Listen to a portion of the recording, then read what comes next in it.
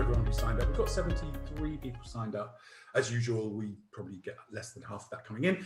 For anybody who's listening, if you do have to leave or take a call, don't worry, the session's being recorded. I'll do the edit today or tomorrow and send it all out to you who've signed up first, and then it will go live to the rest of the membership next week. So again, thank you all for signing up, but thank you especially to my brilliant panel today. I'm so grateful to you. This has come about actually because Rhea and Nishat and Shivani at Formula Group wanted to do something on learning and development, and I'm so grateful to you for bringing this topic to us so that we can examine it. It's been, as we all know, an extraordinary year. And during that time, I think probably learning and development has been so key. And that's why I'm so delighted to welcome Rhea Narula from Formula Group, Aideen Hopkins, Operations Director at EER, based in Dubai, but working across the Middle East. Mima Hillier, CEO and MD of TTH Curzon, based in the UK, working all over the UK. And Dr. Carmelina Lawton-Smith, who, if you don't know Carmelina by now, you really need to get to know her. She is our strategic consultant for education, also still supporting the work of the International Centre for Coaching and Leadership and Mentoring at Oxford Brookes University, which is where we first met when I came along to a culture day, gosh, 10, 15 years ago. Long time ago. And Carmelina and I have worked together on the development of all the programs that you see behind me. And this is not, this briefing is not a big plug for the Managing International Mobility Programme. We are using that as a cornerstone because that program has been subject of such huge take-up over the last year, which is fantastic. And I'll just take the opportunity to let you all know the final extension of totally free certification on the MIM program is happening now. It will go on until May the 1st. So if anybody in your team hasn't done it and you want them to, they've got another 5 weeks in which to go through it before we will be, levying a charge again. So I, having said that, wanted to put something together about learning and development from the basis of what it means organisationally. So the reason I asked these fine people here, first of all, Aideen, huge population of executive expatriate relocations went through the MIM programme. And I know even before all of that and this very strange year, you'd placed a very high emphasis on ongoing professional development within your team. So thank you so much for being part of it. Mima Hillier, I know you've done exactly the same thing. You've put all of your people through. You're going to talk about that more with Carmelina. And you're also, woohoo, MIM Fellow, distinction, with distinction. If you didn't see Mima's fantastic session with Gordon last week on fraud prevention in small to medium-sized enterprises, it's on the YouTube channel. Take a look. It's great, and it's based on her excellent case study, for which you were awarded a distinction. And another amazing fellow of the Eura Academy is Rhea Narula. Rhea, congratulations. You got your also distinction in fellowship last week for a really stunning piece of work on the use of different types and styles of communications in the education of consultants to really dig deep into how to assess and accurately deliver assignee, to assess assignee needs and then deliver the right services. It's a terrific piece of work, and we will be turning that into a briefing over the next few weeks. And thank you, it was great. I so enjoyed reading it, and again, it really opened my eyes. So I'm going to hand over to Carmelina. Carmelina, you're going to guide us through what learning and development means, not just in terms of our program, but in terms of organizational structure, team unity, and ultimately productivity. So thank you so much, Carmelina, over to you. Yeah, well, obviously we at Eura, we've invested a huge amount in the learning and development offers through this year, trying to support our members. And I'm just going to cover a few reasons why an organization really might want to do that, because for a lot of organizations it's kind of, well, it's time and it's money, and can we really afford this? So I'm going to talk about a few maybe organizational reasons why you might want to do that, and then actually talk to people on the ground, our invited panel who can kind of bring it to life. This isn't just coming out of a book. These are things that we have learned through real life experience. So thanks, Dom, for kind of setting this up. I've got 5, I suppose, core things that I just want to mention, and then I'll hand over. But the first is, you know, I've worked with Eura now for quite a lot of years. And whenever I talk to people outside the industry about working with relocation professionals, I'm still amazed at how many people don't really know what you guys do. They often think it's somewhere between project management and removals. They really don't appreciate the complexity. The legal, the tax knowledge is one thing, but there's the whole psychological side of it. You need to be counselor, teacher, linguist, mediator, cultural and religious expert probably falls in there somewhere, to name but a few, and generally have the patience of a saint and the persistence of a Rottweiler.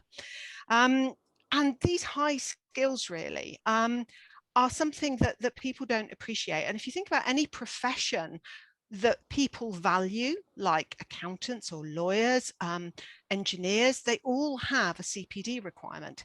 And that's what commands the salaries and the respect. And for me, if we want to justify ourselves as specialists, as experts, and have people value what we do, then we have to treat ourselves as a profession. You know, if we don't treat ourselves as a profession, why should anybody else? So if we treat our staff like administrators, then that's what they're going to act like, and that's what they're going to be treated like. So for me, there's a big thing about professional development in here. That if we want to professionalize the industry and be taken seriously, that professional development is part and parcel of that. The second is really about innovation and growth. There was a very famous book some years ago called The Fifth Discipline, in which Peter Senge said, well, if an organization's going to learn, the people in it have to learn first. And, you know, we've all learned a huge amount of things over this year, new technologies, new ways of operating. And the organization can't do that without the people on the ground learning new stuff. And we know organizational graveyards are littered with organizations who didn't adapt, who didn't change. You know, Nokia, Kodak, there's names that historically who should have been at the forefront of their industries, and they're just not. So that innovation needs people to be exposed to new ideas, to be prepared to learn new things. And the organization can't really grow without that.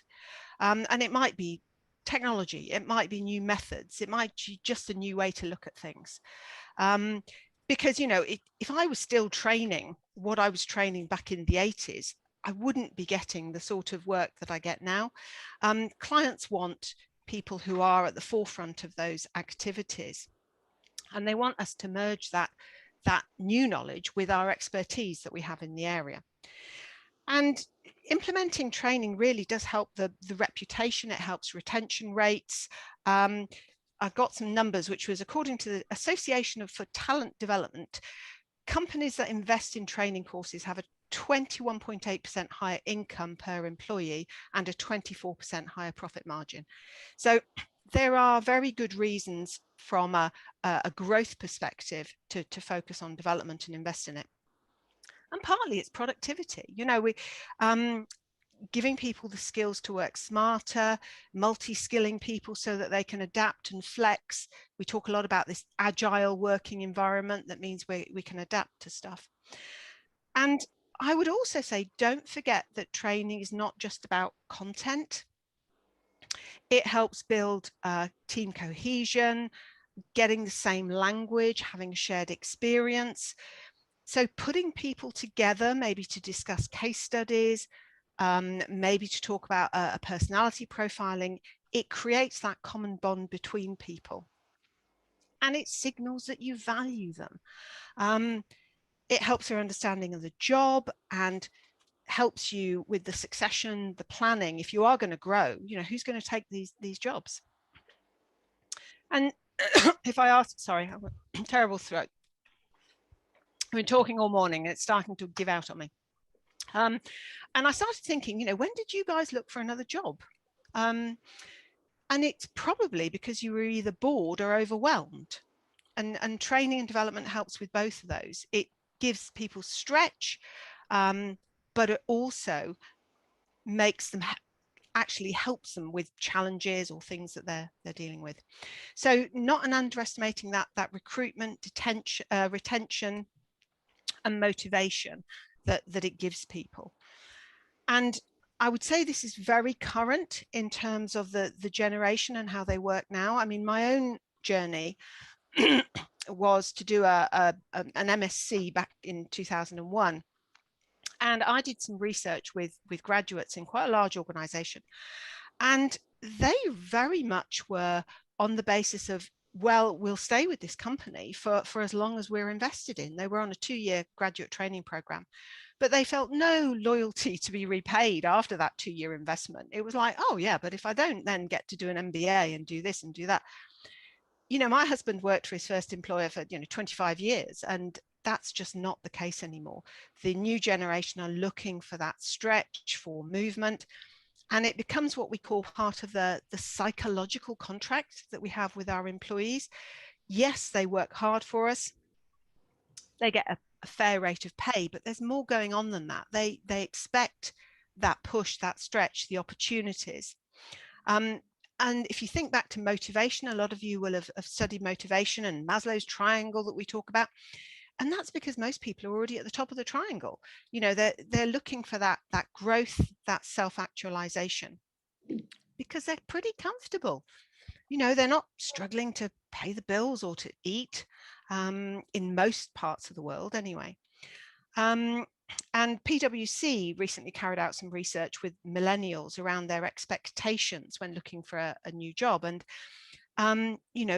22% were highlighting training and development as something they'd look for in a future employer. So they can get knowledge and information off the internet. That's so therefore they want a lot more than that. So from my point of view, it's very much an investment, not an expense. And I think some of the examples we were just talking about with Dom really bring that home. Thinking about the PR value. I completed my doctorate in 2012, and as a result of that, I've been asked to present at conferences, write chapters in books, and none of that would have come without having that expertise. Mima's written this brilliant case study on fraud that's then been publicized and gives lots of information. Rhea's got another one, our most recent fellow, brilliant piece about taking ideas forward, and that will give her a PR platform to give a plug for both the organization and herself. And we shouldn't underestimate how much, blogging and social media means that new information and new ideas actually have a huge reach these days. And, think of it as research. Where would we be if no one was prepared to invest in R&D? Where would we be the vaccine situation now? There are no guarantees of success when people invest in this. With training and development, you don't know it's going to pay dividends. But if Rhea's organization just get one client because she's written an article somewhere and somebody thinks that her organization are a top of the tree and are forward thinking enough to invest in that, maybe that would pay for it, So Dom asked us to talk about our own journeys, and I'm going to hand over to our illustrious panel in a second. Mine was very much sort of started with a psychology degree. I then worked, but when I got into training and development, I kind of thought, I really don't know enough about this area. So I did a master's in training and development just to give me that breadth, and it taught me a lot about national and global trends in development and how different national cultures approach that in terms of the investment up from manufacturing into the knowledge economy, and why as an economy you can only exist with big investment in R&D, and because you only ever have so many hours and so many people in the manufacturing side. And then I continued with certificates and individual courses each year. I mean, I have a kind of a rule that every year I develop myself in one thing, because as a coach I need to demonstrate CPD, and I think there are things I do now that I never thought I could. I never thought I could write chapters in books and articles, but it's amazing. You can get some real feeling of worth by being able to grow in yourself as a person. So I found it really stimulating, engaging. It's kept me going. But if I hand over to our illustrious panel, if I start with Aideen, shall I start with you in terms of what's made you think it's been a worthwhile investment? Yeah, so I suppose like you, I mean, I went to university, got my degree, and kind of went straight into work after that. But I have to say, probably in the last 5 years, my training and development has really started out on a journey. And I think one of the most important aspects for me has been reading. And starting to read books, you know, and as a board, every quarter before our board meeting, we pick a book. We will read that book and report back to the board on what we have learned and, you know, ideas for implementation within the business. And for me, I found that has really helped me to grow and develop. And I think, you know, we have started out with books like Scaling Up to our most recent one being called Surrounded by Idiots, which I have to say was a great book. And, you know, gave really great insight, not into you as an individual, but your board colleagues, you know, and then that's something that we actually brought back into the business as well. And some training that we did for all of the staff on the social styles. And, you know, we had great fun doing that with everybody in the room because, you know, we kind of set out the floor, we put a big cross on the floor, and based on a series of questions, everybody moved into a section where they felt that they belonged, you know, and we have everything. We have a complete mix from drivers to analyticals to the amiables and the expressives. But what it really enabled people to do was to actually understand each other better. I think particularly from a communication perspective. So, you know, for example, me, I sit within an analytical, that's where I am a blue person. And so now they realize if they're coming to me for anything, they have to come armed with details and facts and figures before I'm going to give a decision on anything, you know, whereas the drivers who, you know, some people might feel, oh my God, these people are really pushy and demanding. It's understanding, well, why are they like that? Because that's just something that's innate with them, you know, and the business needs all of those people in order to get things done. And, you know, me, I'll work really well alongside Marie O'Neill, our managing director. She's a driver, I'm the analytical, so we're a great, you know, fit for each other and help each other to run and develop the business as well. So I have to say, I found the reading element really, really good. And actually tomorrow, I start my course on the certificate in board directorship. So I'm a member of the Board of Directors Institute here in the GCC, and I'm setting out on that tomorrow. And, you know, again, going back to kind of figures, you know, studies show that companies that, you know, have everything done from good governance, good compliance, that, you know, they are better businesses, more profitable businesses, the better run, managed, and the better governance that's in place. So I'm looking forward to getting started on that tomorrow. Yeah, that's fascinating. I really like your idea about everybody, you know, sort of reading and bringing it back. It sounds like it's really created a bond and a collective approach within there. Yeah, no, it's great. And even at our last board meeting, we all chose a leader to go and review the leaders. So the leaders ran from Kim Kardashian to the Queen, you know, and others in between. But it was great fun even just doing that and reporting back on that as well. And yeah, it's really, I love it because I like learning, I like doing new things. And it has definitely brought something to the board as well, you know. Yeah, absolutely. Dom, did you want to add anything before I kind of move on to, I'm going to ask Mima.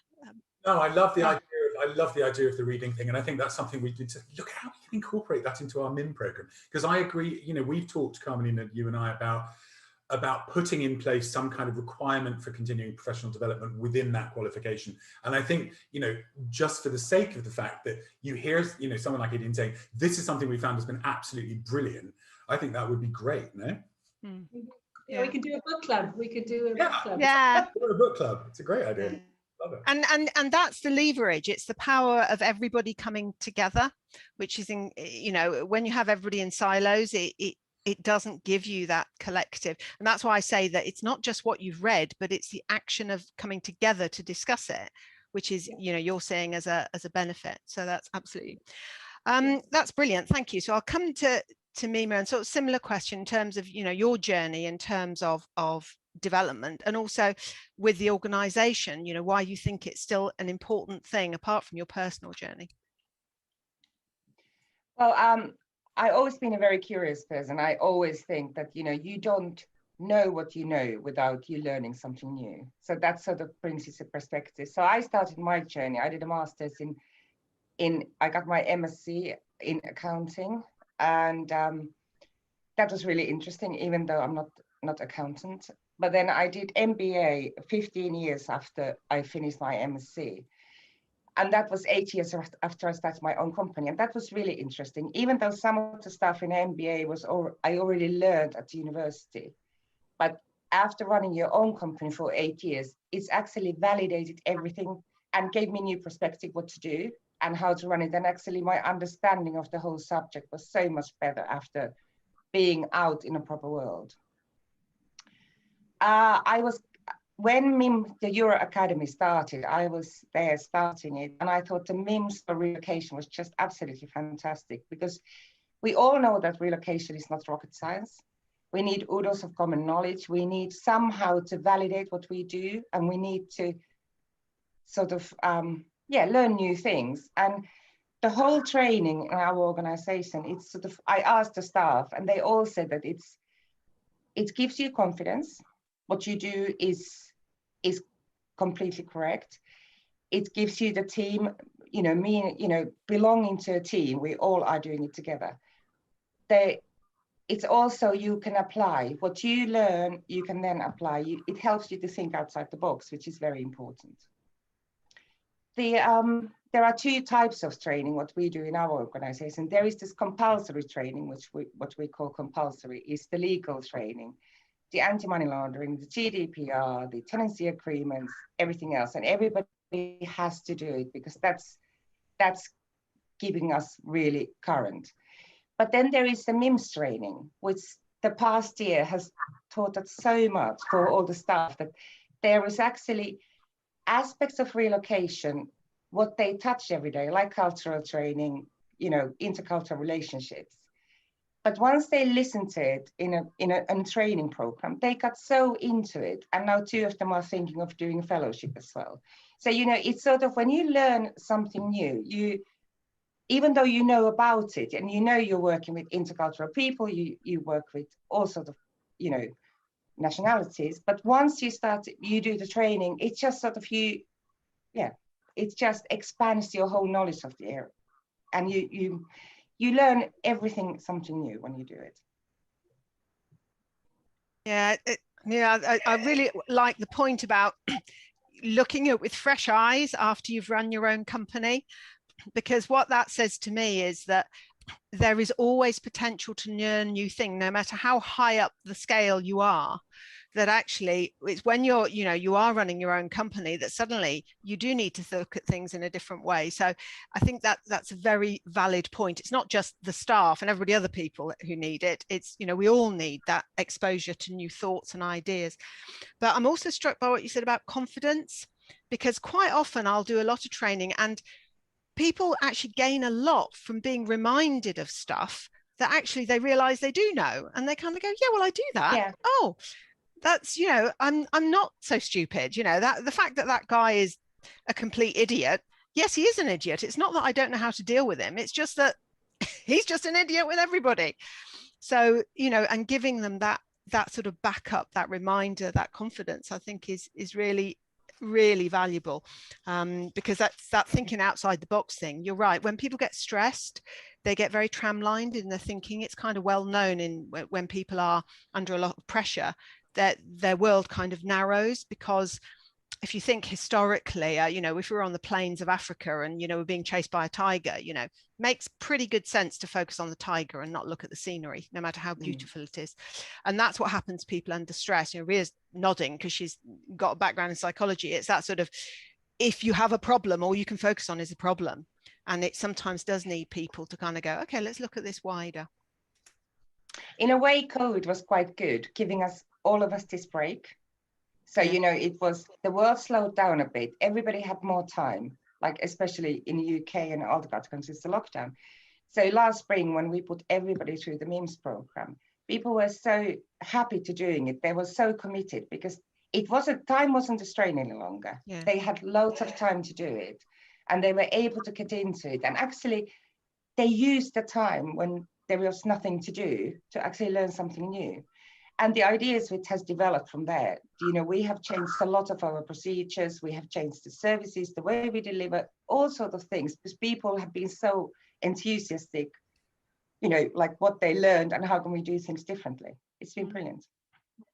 Great, I'm glad there are some silver linings after this year that we've had, absolutely. Every cloud. I know, and I have spoken to one or two who certainly would never have got to it otherwise, and they've gained a lot from it.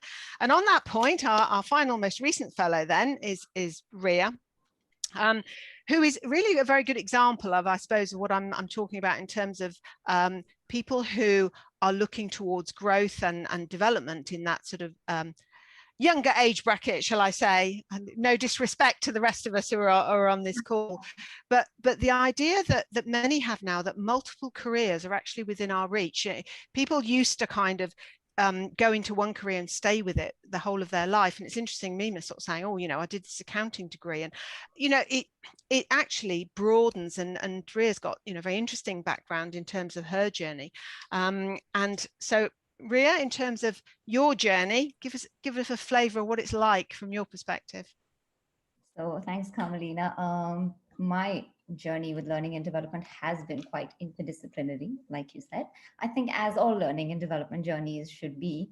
I did my MSc in clinical mental health from University College London. When I came back, I worked as a therapist and a psychologist at a hospital in India, where I worked with adolescents and young adults dealing with depression and anxiety. So very far from where I am today. And like you said, certain professions require you to constantly keep your, learning and development journey updated and going in order to grow professionally. So I trained in behavior therapy, and I did neuro-linguistic programming while I was practicing. And that became a big part of what I practiced as a psychologist. Then came a point where I felt like I needed to change my field and I needed to grow in different areas.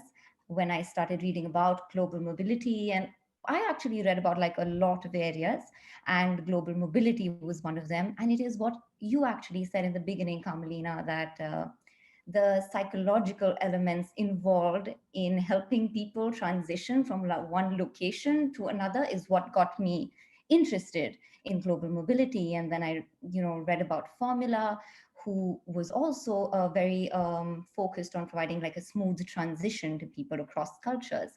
So that's how I got into this field. And now my learning and development journey keeps going. I did the MIM and MIM Plus program with Eura, which was actually a major milestone in my journey, because I think you speak a lot about coaching approaches in mobility, which is when I started thinking about how can I apply skills from psychology and from NLP into global mobility, and how can I bring that learning into this field. And well, that's been my personal journey with learning and development, and it has shaped a lot of how I try and create learning development programs at Formula. So to say, like, even though, learning and development journeys sound very haphazard, but they're very purposeful. In my opinion, it's always goal directed. So when I am transitioning out of psychology into other fields, I'm learning about different fields purposefully. When I enter the field, I'm thinking about, okay, my goal is how do I apply psychology skills from psychology to global mobility? So I'm reading and learning things that take me towards that goal. So I personally believe that learning and development journeys are purposeful and goal directed. And so I think that's what we also try at Formula, to make sure that our learning and development programs are aligned with the larger goal or larger purpose of the organization, and the programs sort of move in that direction rather than being sort of haphazard. And I think that's something that I've sort of taken from my personal journey into what I'm trying to do with Formula right now. Yeah, that's a very interesting point about that alignment that you talk about, because I think there are two things here. The first is, yes, it's not just an investment; it is actually working towards the goals of the organisation and making those choices. And what you said about applying skills into the different field, because we're in relocation, we have this situation where there isn't a body of knowledge. We've got a body of knowledge about cross-cultural work and stuff, but it is still an emerging field, and therefore being able to bring those ideas from fraud or from, you know, different disciplines or psychology or wherever it might be, and adapting them and making them fit is really quite an important task, and it's one that I don't think people kind of appreciate as to where those multidisciplinary boundaries actually are. So thank you for that. Doma, can I hand back to you to sort of, if we've got questions or anything you want to pick up on things we've been talking about? Well, thank you. And yes, I forgot to say at the beginning, if at any point you've got a question for any of our panelists, you can either put it into the chat box or you can put it into the Q&A, which you'll see at the bottom of the screen if you hover your mouse across the bottom there. And we will come back to doing some Q&A. I think it's been very, very interesting talking with you all about your journeys. And I would just come back to, I think, from my own personal perspective in terms of being in the role that I'm in, I remember very, very clearly when I came into Eura, Tad saying, oh, there's a thing called the EARP, you can go off and deal with that. And that became the Eura Academy. But I think, Mima, you were involved in that right at the beginning. And that was the joint initiative to put together some umbrella training, which... And that was about 2002 or something? Exactly. And I went off and then did my master's. I pulled out of Relo and followed more of a path of Rhea, really. I went to the master's in social work. But then coming back in, having had that experience, worked in social work, and then coming back in, Carmelina, you and I then worked on the coaching and mobility program, the MIM program, you know, we developed, but then coaching approaches became this extraordinary, for me, journey of looking at all of these different facets, exactly as you said, Rhea, and exactly as you said, Carmelina, that then feed back into our profession. All those skills that you need as practitioners in mobility that we were able to touch on in that program. So, you know, that for me, that was one of the biggest learning journeys for me, was coming back and then developing that coaching approaches in mobility with that amazing group of people. I remember sitting in London doing that you suddenly realize just how complex this industry is and how many skills you all have to bring to play, all of you listening and all of you watching. So yeah, kudos to everybody. Well, Dom, I'll just add this point. Obviously, you know, we've seen it evolve with things like the quality seal and with Gordon's involvement. You know, okay, Rhea and I probably come at it from a psychological perspective, but there's also the whole, you know, quality and fraud that Mima was talking about, and quality processes and all that kind of stuff. You know, we have taken from lots of different disciplines, and they are all relevant in their way. To how we run a successful business and demonstrate our expertise and our added value. It's not actually just producing widgets. We have quite a complex set of tasks that we have to cover.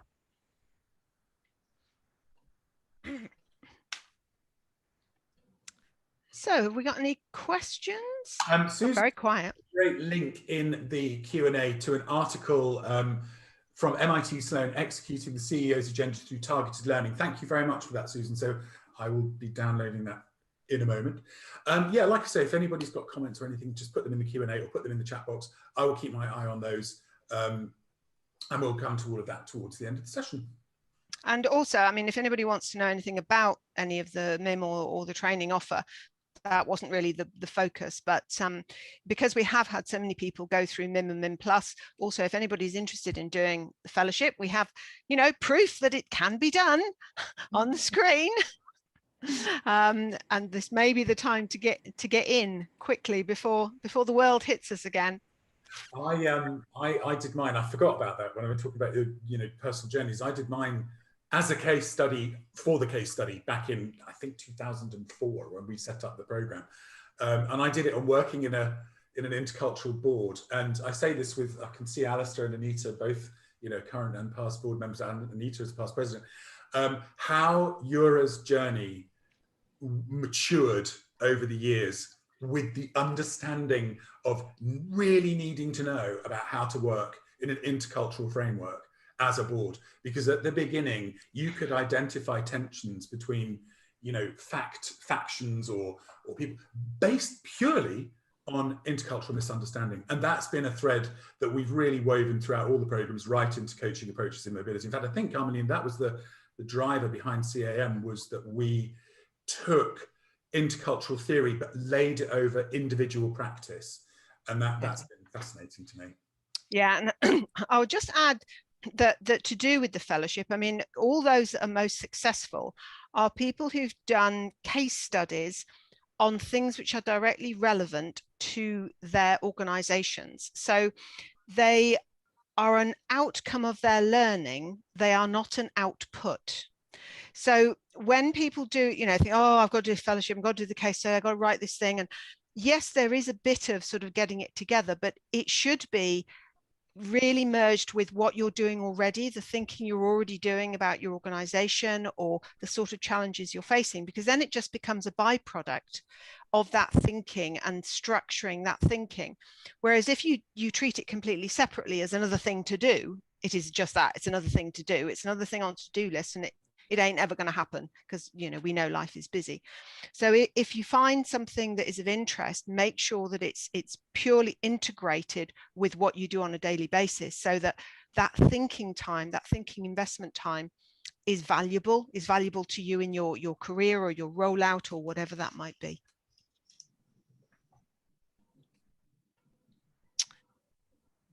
Right.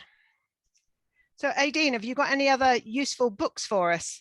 Apart, I've written down the Surrounded by Idiots. Are there any others? I really loved that one. And I think his inspiration, you were talking earlier, something about idiots, you know, the idiot, but his inspiration was he went in to have a meeting with an MD of a company and met him, and the guy was all frustrated. He said, geez, he said, I'm just surrounded by idiots. And after a few minutes, he was kind of thinking about this. And then he kind of said back to him, well, who hired the idiots, you know? So it got him thinking, and, you know, he wrote this book. But, you know, I think we kind of started out our journey with this book called Scaling Up. So it was kind of for small business getting ready to scale up. And that was a great start for us. One of my favorites was something called Extreme Ownership. So it's based on kind of SAS guys, and, you know, the chapters, it's a really, really easy read because it kind of sets out the training, you know, what they're looking to do, what their experience in the battlefield was, and then bringing that into the company and the corporate and everything. And I really did enjoy that. And then there's other ones like Let's Start with the Why by Simon Sinek, and How to Win Friends and Influence People as well. So they've kind of been the good ones. Yeah, the Let's Start with Why is there's quite a good TED talk on that, isn't there, that he does, so you can read that. I also I was reminded, I've got a book and it says leadership is like herding cats, which I think is probably very similar. But one I quite like from the coaching side is something called Humble Inquiry, and if you like a coaching approach, that's a very easy read and quite short as well. And I find useful as well for people, if you're super busy, you just may not have time to read a book, but there's this app called Blinkist, and that just synopsizes the books for you, gets the salient points in, and it'll take you through the book quite quickly as well. Yeah. So if I come to the other two, Mima, have you got anything that you've any concepts, ideas, things you've read or seen that you think, well, this was an interesting idea? I think that the last couple of months, I've only been reading about forensic accounting and everything else. It's quite sort of fraud centric at the moment. But what you said about the fifth discipline, that was one of the books, has really taught a lot. Yeah. And it's well written. I can't remember when it was published, but it's been around for so many years. Yeah. And he's got the learning organization as well. And I mean, it's interesting because, you know, How to Win Friends and Influence People is really very, very old now. But nonetheless, you know, still does have some interesting ideas and points in it. Rhea, have we got any more recent references from you that you think, ooh? I mean, not a book though, but like, since you guys are talking and I'm listening to you all, I've been thinking about something that I'm going to research more about, but I will share it, and it's related to learning and development. there's a concept called neuroplasticity. Yeah. If Carmelina knows that, right? Or it's our brain's ability to adapt and modify itself in the face of new experiences and new learnings. And since, we work, and this is what I've been thinking of ever since I started reading about global mobility, is that we are a field where we are expected to interact with people from different backgrounds, from different cultures, different ways of existing, different ideas, whose perspectives lie sort of outside our perspectives. And learning and development programs are the best ways to, use this power of neuroplasticity, and sort of, it literally means that we're expanding our brain to include other perspectives. So, when organizations invest in learning and development programs, they're creating employees and sort of a workforce that's flexible and more empathetic and more open to new perspectives. So especially in global mobility, I think I've been reading a lot about neuroplasticity. So for global mobility, I think that learning and development programs can be one of the greatest investments. So I thought I'll share that and more when I research a little more. So yeah, and it's interesting because this idea of it kind of completely debunks the I can't possibly learn anything new, I'm now the age I am sort of thing. That's gone completely out the window. But it also does play into this idea of what Rhea's just said about flexible individuals. We don't want people who come to work who are just a robot. They do A plus B equals C, and that's all I do, because life isn't like that anymore. We need people who are flexible and who can adapt. And therefore, by promoting that activity of expanding their brains, as Rhea's saying, we will reap the benefits of that, because it sets the expectation that is what we want from our individuals. We're not, there's this idea which I quite like, which is one of Stephen Covey's idea, who's another kind of management theorist. And he talks about the jobs of today, and this is now quite old, but he talks about it as an inverted donut, and people kind of look at you as if you've lost your mind. But an inverted donut means that the solid bit is in the middle and the hole is on the outside. And some people kind of go, well, that surely there's nothing on the outside, and that's not quite true. The hole is on the outside, so it's fluid, it's unseen, it's not quite sure, but it's there. And that's what jobs are like. They've got a solid bit in the middle, which everybody can count and praise against. But then there's this fluffy bit around the edge, and nobody quite knows where the edges are, and nobody knows quite what's in it, because if they knew what was in it, they would have put it in the solid bit in the first place. So it's like we want people, and people say, oh, well, what do you want me to do? Well, I don't know. It's in that fluffy bit around the outside. And I go, but if you don't tell me what to do, how do I know what to do? Well, you need to think about what needs to be in the fluffy bit. So, but anyway, I'll leave you with that as a thought. So Dominic, shall I hand back to you as we hit our sort of 45 minutes? No, that's brilliant. I mean, I was just, Rhea, that's so funny because we hadn't talked about neuroplasticity prior to the session, but it's weird how you read something for the very first time and then you hear it again and again and again, right?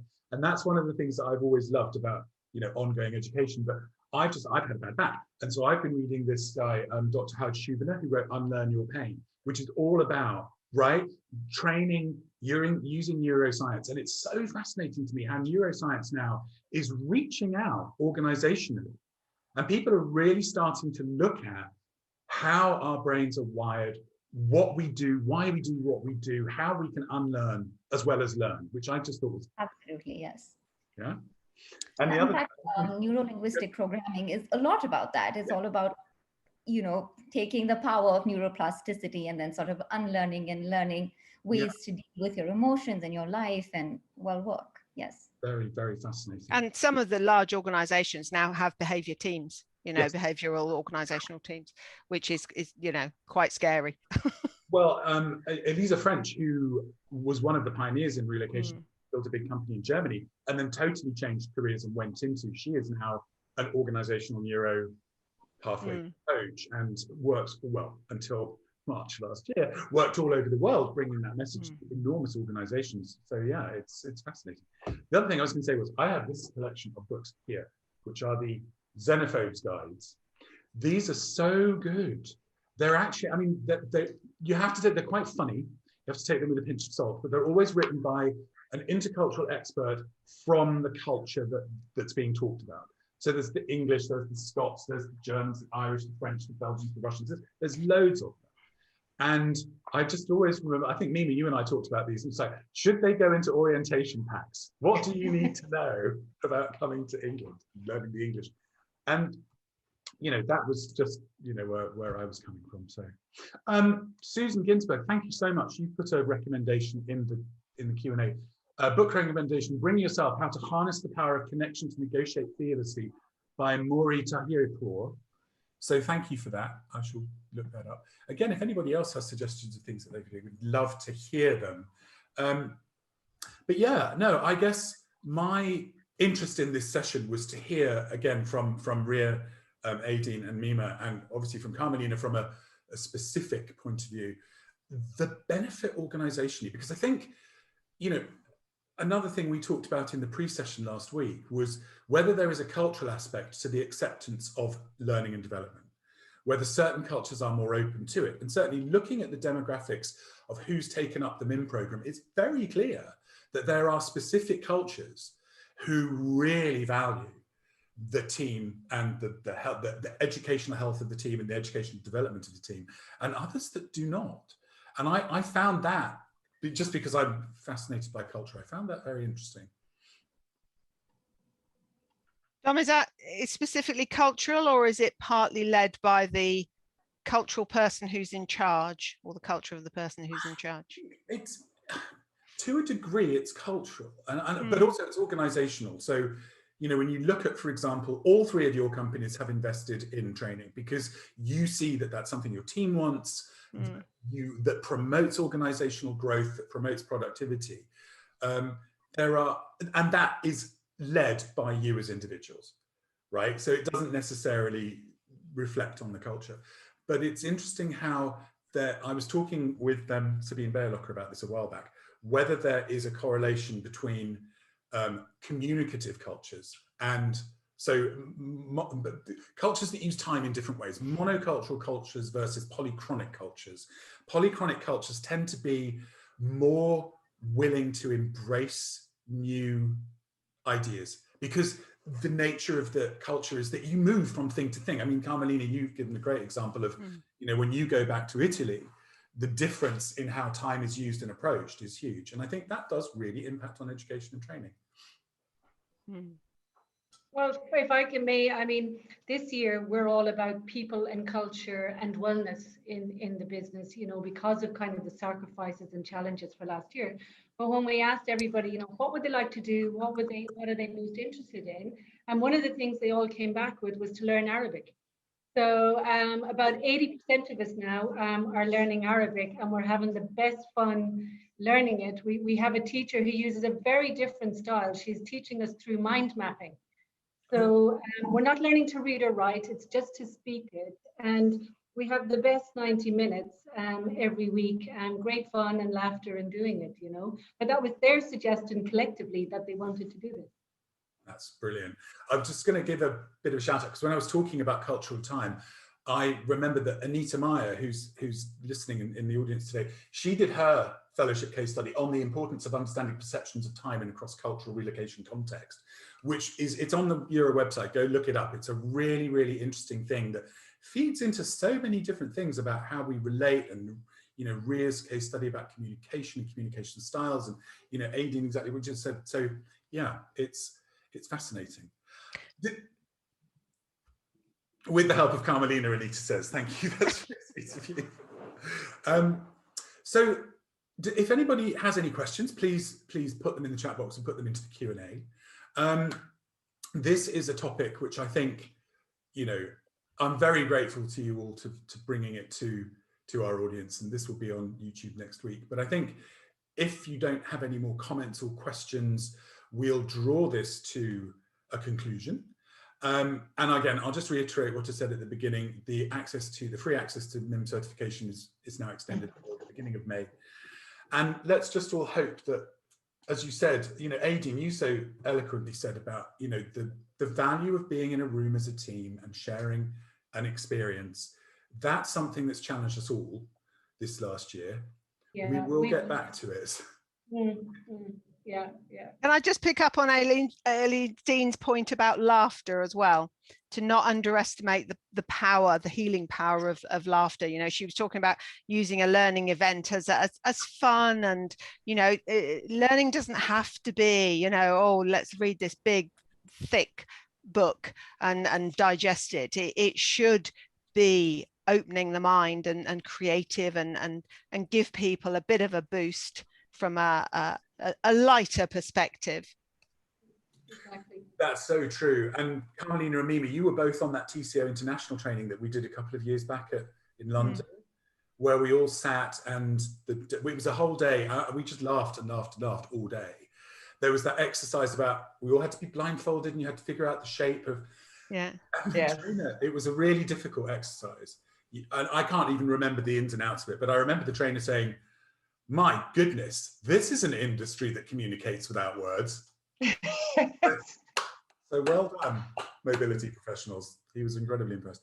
But yeah, you're right. The power of laughter and the power of sharing and the power of being together. We've lost a bit of that this year, but thanks to brilliant people like you, we will get that back. And I think I'd like to add to, Carmelina's point, what she said in the beginning, that learning and development programs are sometimes not even about the content. It's a lot about like creating a sort of safe space for people to be like, you know, I'm learning the same thing that you're learning, even though I'm 6 years ahead in experience from you. And that just like brings this sort of leveling ground to all the employees. And that leads to, I think, very good employee engagement. So absolutely, that's a major, major plus point. Definitely. Well, look, thank you so much, Rhea. On that note, Rhea, Aideen, Mima, Carmelina, thank you so much for bringing this topic to life. It's been a great conversation and a great chat. And like I say, to everybody who's listening, I will be sending you the link to this. So again, if you want to use it as a shared training experience, along with every other briefing that we've done, they're all live on the YouTube channel. Just search Eura on YouTube and you will find all of these resources. There are some amazing things there, from Mima's about fraud to everything that's ever been discussed about GDPR is on there. Everything that's ever needed to know about Brexit, everything you need to know. So go have a look. And like I say, if you haven't signed up to the Academy, it's all free again until the beginning of May. There's a great deal of content on there. And there's more coming up. Susan Ginsberg, thank you very much, Susan, is developing Collaborating in the Next Normal, which will be going live in May. And we will be, every time we launch a new MIM Plus module, it will be free for everyone to certify for the first month. That's the new idea. Anyway, listen, thank you all of you for paying attention and for being with us today, but especially Carmelina, Rhea, Aideen and Mima. Thank you so much for being part of this. Really appreciate it. And hopefully we'll see each other soon in person. Thanks a lot. Bye. Bye-bye. Bye.